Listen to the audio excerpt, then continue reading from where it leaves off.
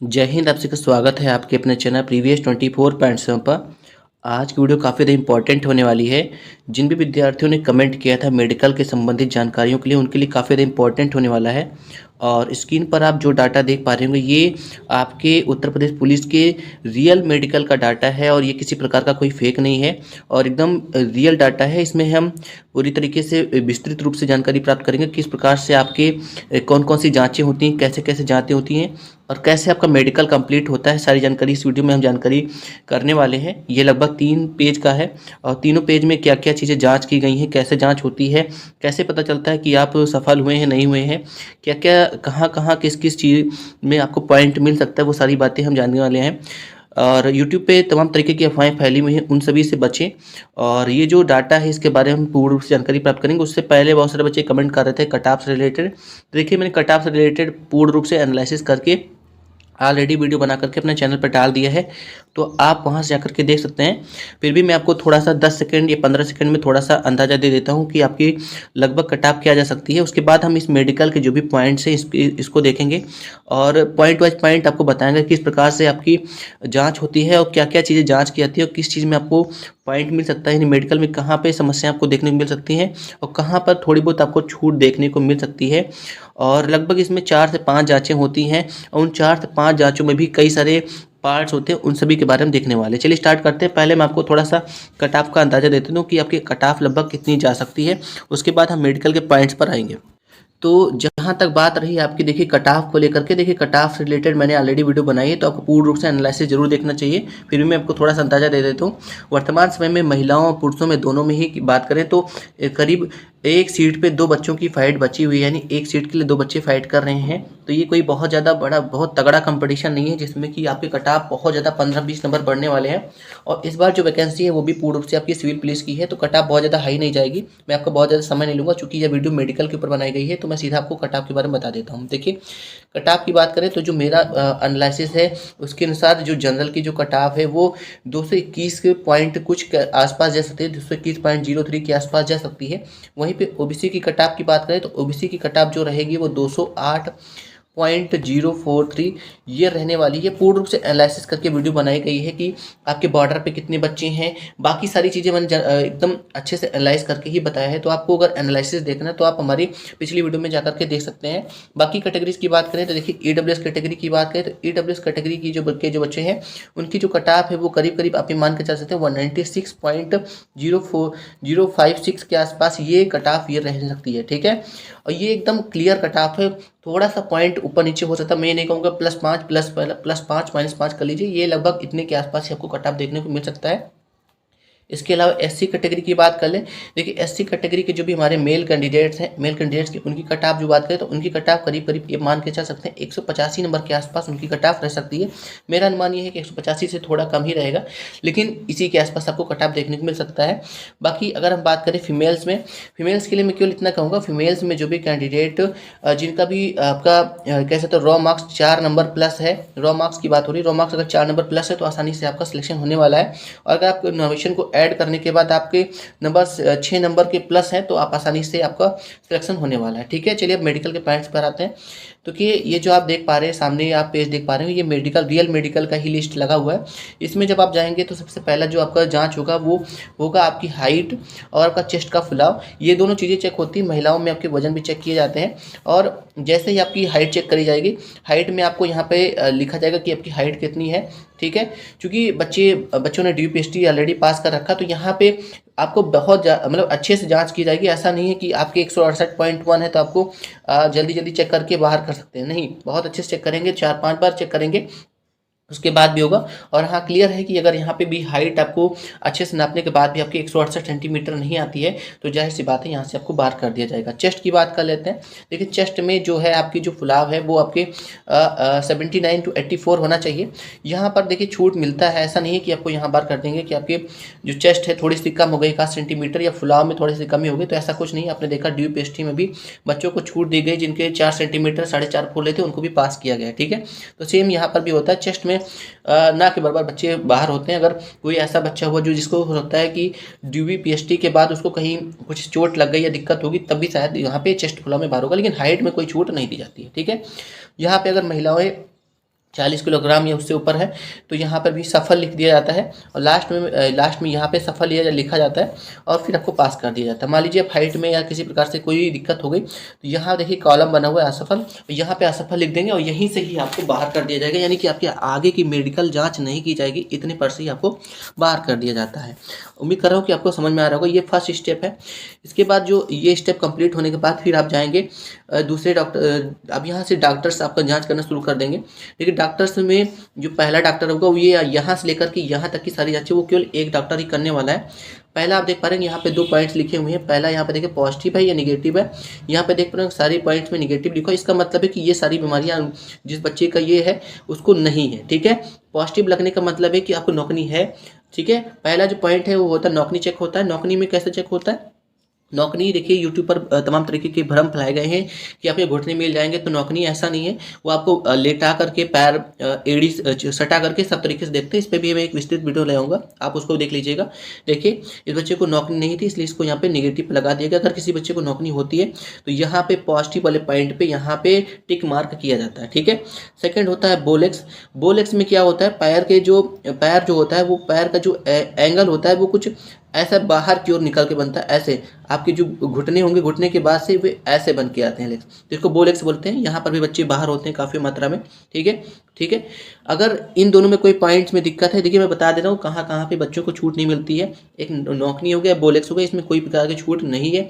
फिर आता है फ्लैट फुट। फ्लैट फुट उन बच्चों के जिनके जब आप पानी में पैर डाल करके खड़े होते हैं, हालांकि फ्लैट फुट बहुत कायदे से चेक नहीं होता है, वो ऐसे ऊपर ऊपर देख लेते हैं, उनको पता चल जाता है कि किस बच्चे की फ्लैट फुट है। क्योंकि आपके पैर में अगर गड्ढे हैं, गड्ढे का मतलब है कि साइड से है, तो वो आपका फ्लैट फुट नहीं है, तो यहाँ पे देखिए पॉजिटिव है इसका।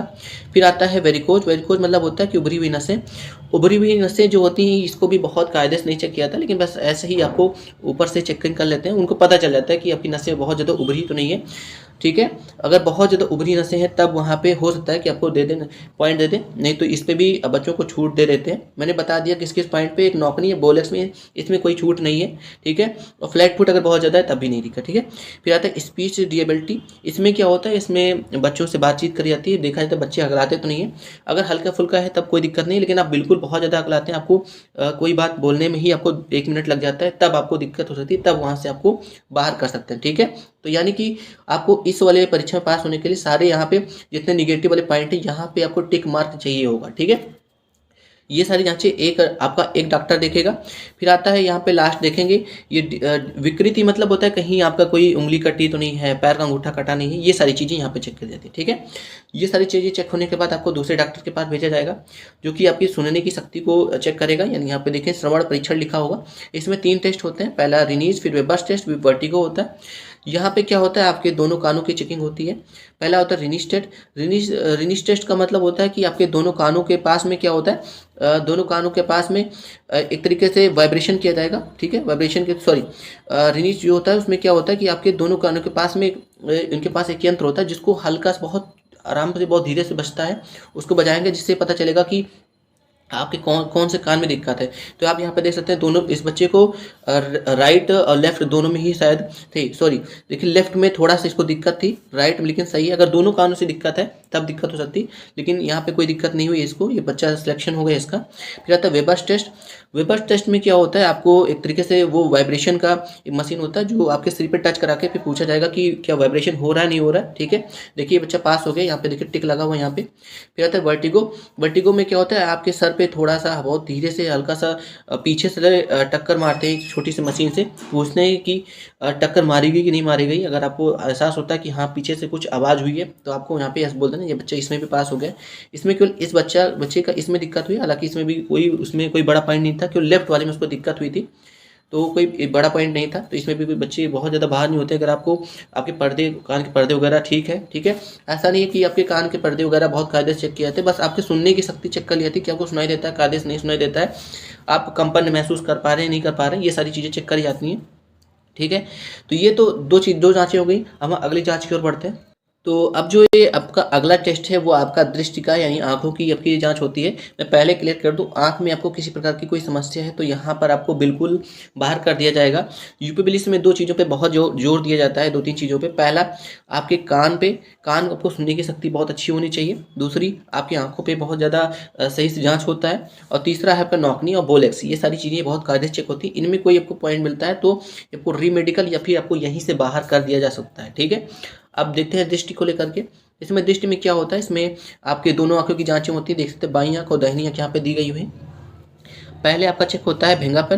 भेंगापन क्या होता है कि आपकी आंखें जो हैं वो तिरछी तो नहीं है, आपकी आंखों के सामने पे से कोई एक चीज़ होगा, जैसे पेन हो सकता है या कोई चीज़ होता है, आपको आंखों सामने से ऐसे लेफ्ट राइट करेंगे तो आपकी जो आँख की जो पुतलियाँ हैं उसको भी आपको लेफ्ट राइट करना, उससे पता चल जाएगा उनको कि आपको भेंगापन है कि नहीं। तो इस बच्चे को नहीं है तो यहाँ पे कटिंग कर दी गई कि नहीं है, ठीक है। फिर आता है कलर ब्लाइंडनेस। कलर ब्लाइंडनेस आप समझते हैं क्या चीज़ होती है। आपको चार्ट पढ़ाया जाता है, उसमें कई सारे कलर होंगे, उस कलर में ही एक नंबर लिखा होगा, इस तरीके से उसको पढ़ाया जाएगा, उसी से आपको पता चलेगा। तो देख सकते हैं बच्चा दोनों पास हो गए, नॉर्मल है, यानी किसी प्रकार के उनको कलर ब्लाइंडनेस नहीं है, नॉर्मल लिखा हुआ है लेफ्ट और राइट दोनों में।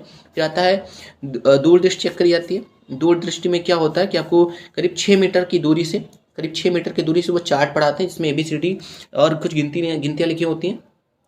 मैं पहले क्लियर कर दूं कि जो यूपी पुलिस है, यूपी पुलिस में आपकी 3 तरीके की आंखें चलती हैं। पहला देखिए 6x6 जो होता है, ये सबसे अच्छी आंखें मानी जाती हैं। उसमें चार्ट क्या होता है, चार्ट में सबसे नीचे वाला जो पॉइंट होता है, सबसे नीचे जो लाइन लिखी होती है सबसे छोटी होती है, जिसको 6x6 बोलते हैं। उसके ऊपर जो लाइन लिखी होती है वो थोड़ी सी इस वाली के मुकाबले थोड़ी सी बड़ी होती है और इसको हम बोलते हैं 6/9। तो ये 2 आंखें बहुत अच्छी मानी जाती हैं और इन दोनों पॉइंट्स पे क्या होता है, बच्चे 100% पास होते हैं। फिर आता है 6/12, 6/18, इसी तरीके से बढ़ता हुआ चला जाता है, ठीक है। तो अब हम बात करते हैं कौन कौन से बच्चे पास हो सकते हैं। यहाँ पे देखिए, यहाँ पे जब बात करें निकट दृष्टि और दूर दृष्टि में क्या होता है, एक बार आपको पास से पढ़ाया जाएगा और एक बार दूर से पढ़ाया जाएगा, ठीक है। जो दूर से पढ़ाया जाता है उसमें 6/9 और 6/6 चल जाता है। अगर आपकी एक आंख 6/9 है तो दूसरी आंख आपकी 6/6 होनी आवश्यक है, नहीं तो आपको बाहर कर दिया जा सकता है, ठीक है। यानी कि दोनों में से आपकी एक आंख 6/6 होनी चाहिए और दूसरी 6/9 है तो भी चल जाएगी। और अगर आपकी दोनों आंख 6/6 है तब तो आप 100% पास ही हैं। और अगर आपकी दोनों आंख 6/9 है तब भी आपको पास कर दिया जाएगा, ठीक है। जो थर्ड कंडीशन है वही है कि अगर आपकी एक आंख 6/12 है लेकिन दूसरी आंख 6/6 है तब भी आपको पास कर दिया जाएगा, ठीक है। लेकिन अगर इससे ज़्यादा आपको दिक्कत है तब आपको यहीं से आपको बाहर कर दिया जाएगा, किसी प्रकार से रीमेडिकल वगैरह की आपको सुविधा नहीं दी जाएगी। हाँ, एक और पॉइंट, रीमेडिकल की अगर बात करें तो रीमेडिकल में बहुत ज़्यादा समय नहीं दिया जाता। रीमेडिकल में ज़्यादा से ज़्यादा 24 घंटे का या 3 दिन का समय दिया जाता है। 3 दिन से अधिक का समय रीमेडिकल में नहीं दिया जा सकता, ठीक है। ये बहुत ही विषम परिस्थिति हो सकती है कि आपको 3 दिन से ज़्यादा का समय दे दिया जाए, ठीक है। तो ये आपकी 3-4 जांचें होती हैं। 3 जांच होती हैं, आंखों की हो गई और आपके कान की हो गई, बाकी आपकी पैर वगैरह चेक कर लिए जाते हैं, हड्डी वगैरह चेक कर ली जाती है। वैसे ऊपर से ही बहुत ज़्यादा जांच नहीं होती। आपकी हड्डी वगैरह अगर बचपन में टूटे हुए हैं तो उससे कोई बहुत ज़्यादा आपको परेशानी वाली दिक्कत वाली समस्याएं नहीं होंगी, तो परेशान होने की आवश्यकता नहीं है। ये सारी चीज़ें हो जाने के बाद क्या होगा, यहाँ पे आपको उपयुक्त लिख दिया जाएगा। जैसे DUPST में आपके लिए फिट लिखा गया था वैसे यहाँ पे उपयुक्त लिख दिया जाएगा, यानी कि आप मेडिकल में पास हो गए हैं। और उसके बाद क्या होगा कि आपके लेफ्ट एंड राइट थंब में ये अंगूठे वगैरह लगेंगे। चलिए इसको भी दिखा देते हैं कैसे क्या होता है। तो ये सारी प्रक्रिया आपकी संपूर्ण होने के पश्चात में लास्ट में क्या होगा कि आपके सारे सिग्नेचर कराए जाएंगे। यहाँ पे आपके दाहिने हाथ का अंगूठा, फिर यहाँ पे बाएं हाथ का अंगूठा, यहाँ पर आपका सिग्नेचर कराया जाएगा जो भी आपने हस्ताक्षर किया होगा। फिर सेम वही होगा जैसा कि आपने DUPST में देखा था। कई सारे अधिकारियों ने, लगभग 5 अधिकारियों ने आपके DUPST जो आपकी डॉक्यूमेंट्स थे उस पर वेरिफिकेशन के लिए साइन किया था। वही से सेम यहाँ पे भी आपके जिला स्तरीय के चिकित्सा अधिकारी वगैरह जो चीज़ें वहाँ पे बैठे होंगे, जो अधिकारी लोग बैठे होंगे वहाँ पे, जो भी 3 डॉक्टर्स थे वो, और उसके अलावा भी कई सारे पैनल्स बैठे हैं, पूरा के 5-6 साइन वहाँ पे होते हैं। और ये सारे साइन होने के पश्चात क्या होगा कि आप 100% आपका सिलेक्शन हो चुका है। बस आपको क्या करना है कि अब इंतजार करना है आपके ज्वाइनिंग लेटर का, ठीक है। तो ये पूरा प्रोसेस था आपका मेडिकल का, ये एक बच्चे का रियल डाटा है। और इसी तरीके से आपका मेडिकल होने वाला है, तो आपको किसी प्रकार से भी जो भी यूट्यूब पर तरह तरह की अफवाहें फैली हुई हैं उनसे बचने की आवश्यकता है। यही चेक होता है, इससे अतिरिक्त कोई भी चीज़ें चेक नहीं होती है। एक और दूसरी पॉइंट ये कि बहुत सारे बच्चे कह रहे हैं कि सर क्या जो आपकी गुप्तांगों की जाँच होती है क्या ऐसा कुछ भी होता है, हाइड्रोसील वगैरह भी चेक होता है। तो देखिए, जहाँ तक मैं बात करूँ, जो पिछली जो भर्तियाँ हुई हैं 2018 या 2019 में, उसमें कहीं प्रकार की कोई भी चेकिंग नहीं हुई। हाँ, कुछ सेंटर्स पर चेकिंग हुई थी, हालांकि इसमें कहीं पर भी इसका प्रावधान नहीं है कि आपके गुप्तांगों की चेक होगी। तो यहाँ ठीक है। फिर भी अगर आपको किसी प्रकार की, अगर आपको लगता है कि आपको किसी प्रकार की कोई समस्या है, किसी को दाँत वगैरह की समस्या है या फिर किसी को हाइड्रोसील वगैरह की समस्या है, तो अगर आप उसका कोई इलाज करा सकते हैं तो आप ज़रूर इलाज करा लीजिएगा। और जिनको आँखों में भी दिक्कत है, अगर आप कुछ कराना चाहते हैं तो आप करा सकते हैं। हालाँकि जो बच्चे चालाक होंगे उन्होंने पहले से ही करा लिया होगा, क्योंकि मेडिकल में अब बहुत ज़्यादा समय नहीं मिलेगा, लगभग 1 महीना मान के चल सकते हैं। अप्रैल में 100% आपका मेडिकल हो ही जाएगा, इसमें कोई दो राय नहीं है, ठीक है। तो आशा करता हूँ कि आपको क्लियर होगा। बाकी भुगतान के लिए मैंने बता दिया। बहुत ही विषम परिस्थिति होती है जब वहाँ पे आपके मेडिकल में जो है गुप्तांग की जांच होती है, और उम्मीद बहुत कम है कि आपके गुप्तांगों की जांच होगी। तो फिर भी हो सकता है कुछ सेंटर्स पर चेकिंग हो। पिछली बार ना के बराबर हुई थी, लेकिन कुछ सेंटर्स पर सुनाई दे रहा था कि शायद चेकिंग हुई थी। तो आपको उसके लिए प्रिपेयर होकर के जाना है कि शायद हो सकता है कि जांच हो जाए, तो उसके लिए आपको पहले से ही प्रिपेयर होकर के जाना है। उम्मीद करता हूँ कि वीडियो आपको अच्छी लगी होगी, और अगर हमारे द्वारा दी गई जानकारी आपको अच्छी लगी है तो प्लीज़ वीडियो को लाइक एंड सब्सक्राइब जरूर कर दीजिएगा। आप लोग सब्सक्राइब नहीं करते हैं, प्लीज़ सब्सक्राइब कर लीजिएगा। आपके सब्सक्राइब करने से हमें मोटिवेशन मिलता है, आपको इस प्रकार की जो भी अन्य जानकारियाँ वो भी आप तक पहुँचा सकते हैं। तो आपने अगर कट ऑफ वीडियो नहीं देखी है, ऐसे सब करके देख सकते हैं। मिलते हैं नेक्स्ट वीडियो में। थैंक यू सो मच, धन्यवाद।